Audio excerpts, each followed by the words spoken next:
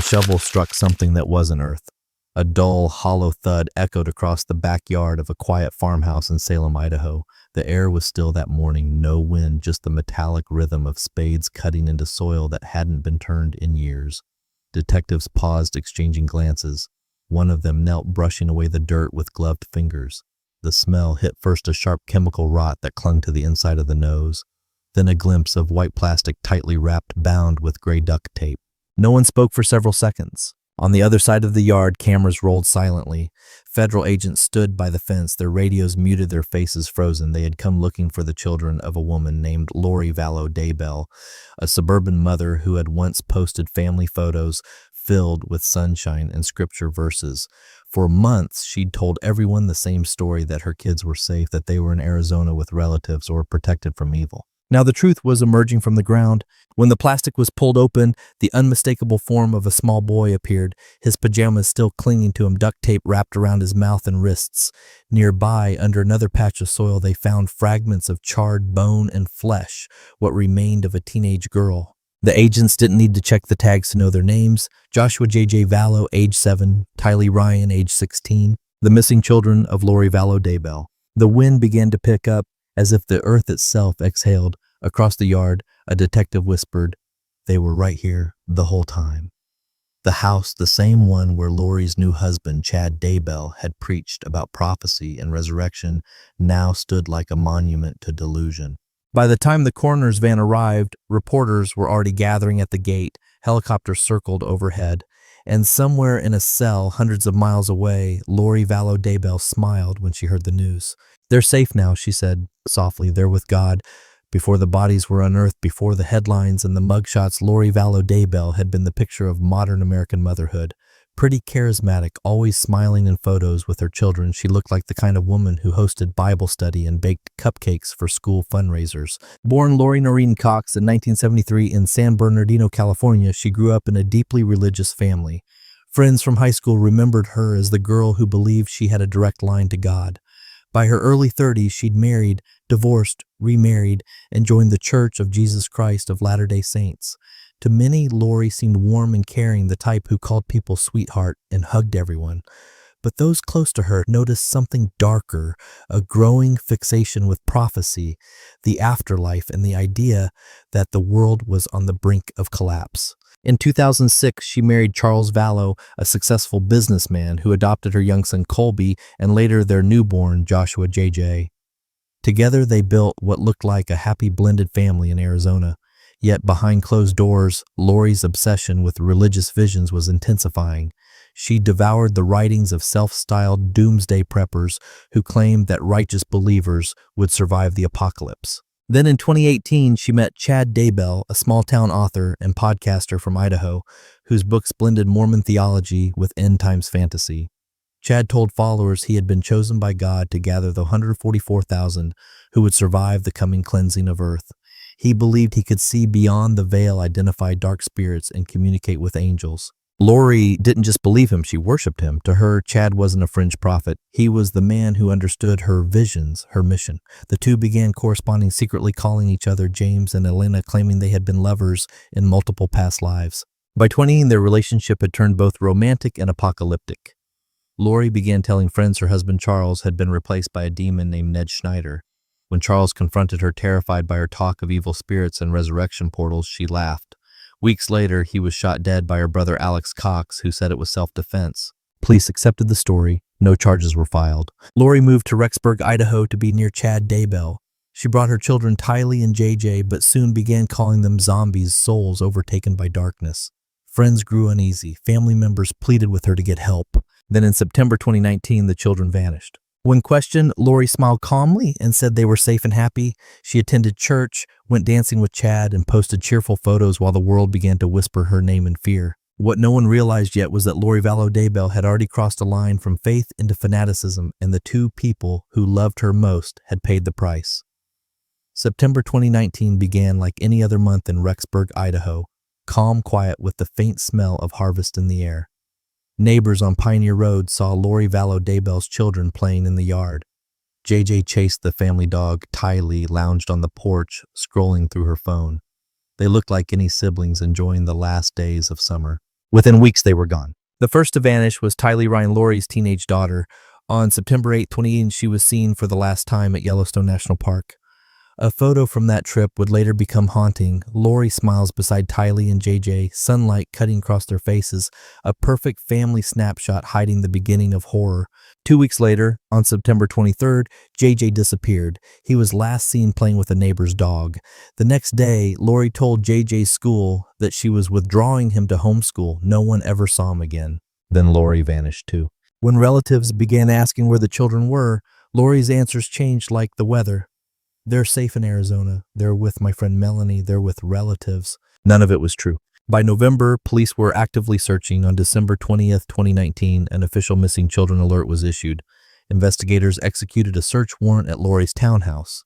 Inside, they found JJ's prescription medicine, toys, clothes, and iPad, all untouched. No sign of the kids, no trace of struggle, just an eerie stillness, like a house frozen mid-story. When detectives confronted Laurie, she smiled serenely and said, "Everything will be revealed in time." Meanwhile, Chad Daybell's first wife, Tammy Daybell, suddenly died in her sleep in October, just weeks after the children vanished. She was 49, reportedly healthy. Chad refused an autopsy and buried her quickly.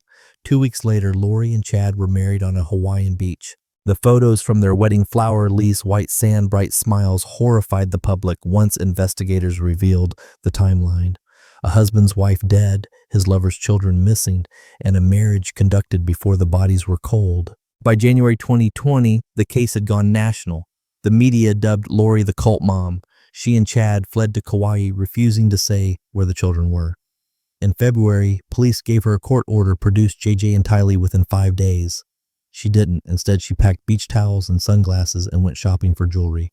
Authorities arrested Laurie on February 20th, 2020, charging her with child abandonment and obstruction of justice. Chad stayed free, insisting the children were safe. For months, the case stagnated. Every lead turned cold. Friends and family begged Laurie for the truth. She only smiled and repeated, "You wouldn't understand." Then came June 9, 2020. Armed with a new warrant, investigators descended on Chad Daybell's property in Salem. It was a bright morning, deceptively peaceful. K-9 units sniffed near a patch of freshly disturbed ground behind a red barn. A few hours later, they found the first grave. J.J. Vallow's small body, wrapped in plastic and duct tape, buried just feet from Chad's fire pit. A few yards away, Tylee's remains burned, dismembered, mixed with melted flesh and soil. The scene broke even veteran officers. One investigator later said it felt like digging through the remains of innocence itself. When the news reached Laurie, she was sitting in jail. Her reaction chilled everyone present. She didn't cry, she didn't speak, she simply closed her eyes and whispered, "They're with Jesus now." Chad was arrested that same day. Reporters captured him handcuffed, head down, as agents led him away from his home. Inside his office, police found books about prophecy, exorcism, and spiritual resurrection. His computer contained lists of dark spirits and light scores, including both Tylee and JJ's names, marked as dark. The horror was complete. The remains confirmed what everyone had feared. The children had been murdered months earlier, hidden in shallow graves while their mother danced barefoot on Hawaiian sand. Public outrage exploded. Vigils were held in Idaho, Arizona, and Utah, candles flickering under photos of two smiling kids. People left messages, "We love you, JJ, fly high, Tylee." And in the middle of it all, Laurie Vallow Daybell remained defiant. During a phone call from jail, she told a friend, "The world is against me, but God knows the truth." For the first time, America looked into the calm blue eyes of a mother who had traded love for delusion and saw no remorse at all. By the time the children's remains were found, the nation had already built its verdict in whispers. Cult mom, zombie killer, Idaho's doomsday queen. Every headline sharpened Laurie Vallow Daybell into a symbol of fanaticism, of delusion, of a mother who stopped being a mother. The interrogations. Detectives sat across from her in the Madison County jail, folders stacked high. They asked where her children were. She smiled. "They're happy. You'll see." Each question slid off her like rain. She deflected with scripture, quoted the Book of Mormon, and told investigators that evil spirits were twisting their vision. When shown photos of the graves, she stared silently for several seconds, then whispered, "Those aren't my kids. That's not my reality."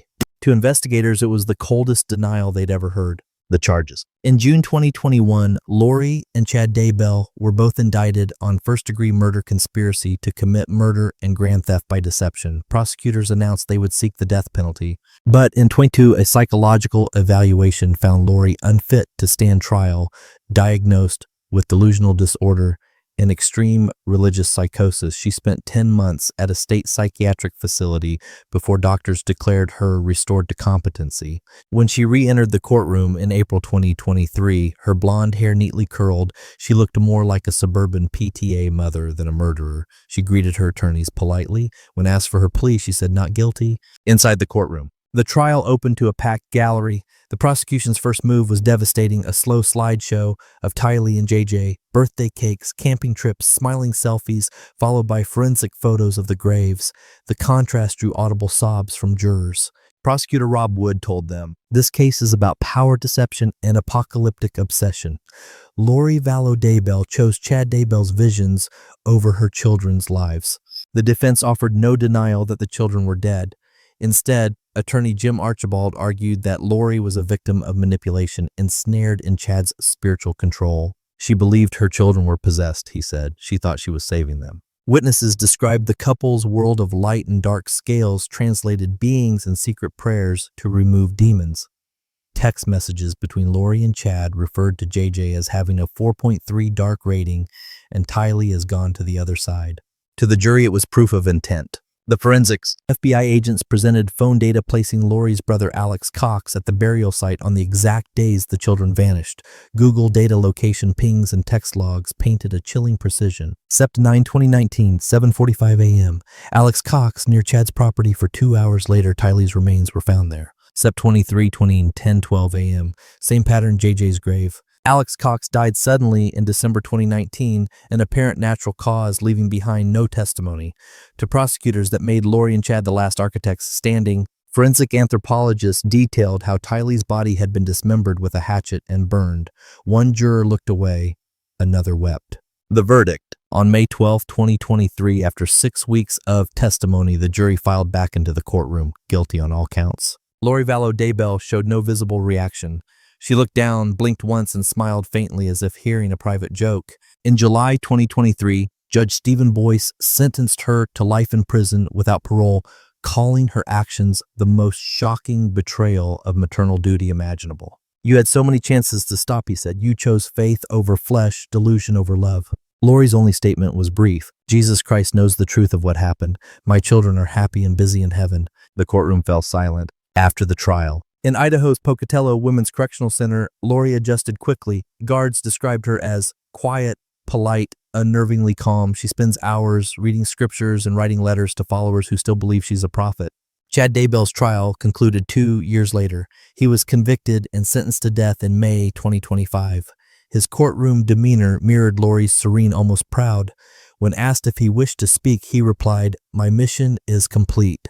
For investigators who had spent years on the case, it was closure but not peace. One detective later told NBC Dateline, "We didn't just dig up bodies, we dug up the dangers of blind faith." Legacy and reflection. The Lori Vallow Daybell case reshaped how American law views religiously motivated murder. It forced courts to confront the blurred line between belief and insanity. Was Lori a monster or a mind destroyed by obsession? Psychiatrists describe her as a textbook case of shared psychotic disorder, where two people spiral into the same delusion. Chad invented the cosmos. Lori inhabited it. Together they turned prophecy into murder. Today, the Daybell property lies quiet, fenced-off grass, slowly reclaiming the earth that once hid two children. Visitors leave small toys and flowers by the gate. A plaque placed by neighbors bears 4 words, "Tylee and JJ forever loved." And beyond the walls of Pocatello Prison, the name Lori Vallow Daybell remains etched in the collective psyche, a reminder that even within faith, madness can take root, and that sometimes the face of evil wears a mother's smile. In the months after Lori Vallow Daybell's conviction, the world moved on, at least on the surface. The headlines faded, new crimes filled the cycle. But in Rexburg, the small Idaho town that once trusted her smile silence settled like dust. The Daybell house still stands fenced-off grass, overgrown. Every June, strangers drive by, slowly leaving stuffed animals and candles near the gate. Some bring flowers, some bring anger. All bring questions no one can answer. What makes a mother believe that killing her children is salvation? What happens when faith becomes a weapon? Psychologists who studied Lori's case say it's one of the clearest examples of folie à deux, a shared psychotic delusion between two people who reinforce each other's madness until it feels like truth.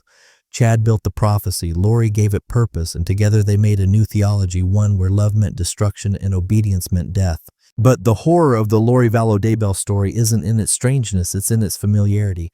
Because behind every cult, every extremist, there is a human craving for meaning, for belonging, for a way to be special in a world that feels ordinary. Lori wasn't born evil. She was born searching. When the search consumed her, it consumed everyone around her. The echoes in America. After the trial, documentaries and podcasts dissected every detail. Dateline, NBC, Netflix, Court TV all framed her smile against mugshot lighting the face of a suburban mother-turned-killer. But psychologists warned that focusing on her beauty or strangeness missed the point. The case reopened national debates about religious extremism, mental health neglect, and the failure of systems to intervene. In the months before the murders, multiple friends and family members had begged authorities to check on the children. Each time, jurisdictional gaps or lack of evidence delayed action. Had someone acted sooner, Tylee and JJ might still be alive. Church leaders distanced themselves, but the damage was done. Lori's case joined a growing list of crimes tied to doomsday subcultures, reminders of how belief, when untethered from empathy, becomes its own form of violence. Inside the prison walls. In Pocatello Women's Correctional Center, Lori remains quiet. Guards say she keeps to herself, prays often, and still speaks of Chad as her eternal companion. She writes letters filled with scripture and apocalyptic predictions addressed to no one in particular. Sometimes in chapel sessions, she talks about her children in the present tense. They're working for the Lord, she told a chaplain. They're preparing for the new world. There's no remorse, no recognition, just conviction, the same kind that built this tragedy in the first place. The children remembered. Tylee's friends describe her as witty and fierce, the girl who protected others, even when she was hurting.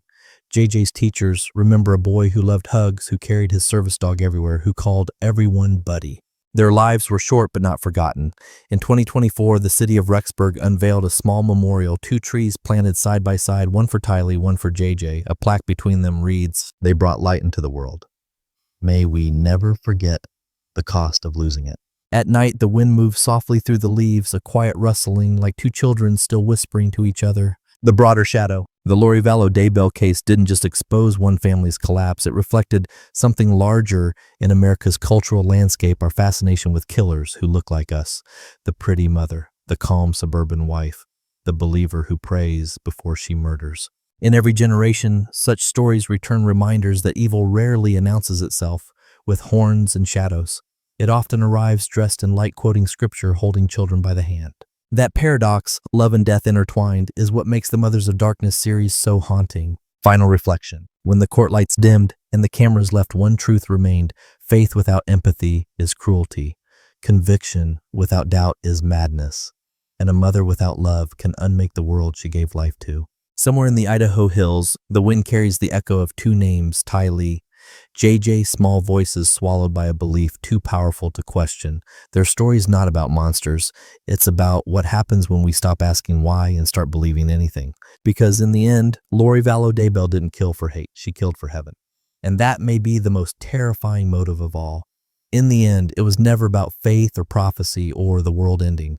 It was about 2 children who never got the chance to grow up, Tylee, the teenager who loved to draw and laugh loud, and JJ, the little boy who still believed the world was kind. Their faces became symbols not of tragedy alone, but of the fragile thread that holds love and sanity together. No verdict, no sentence, no prison wall can restore what was taken from them.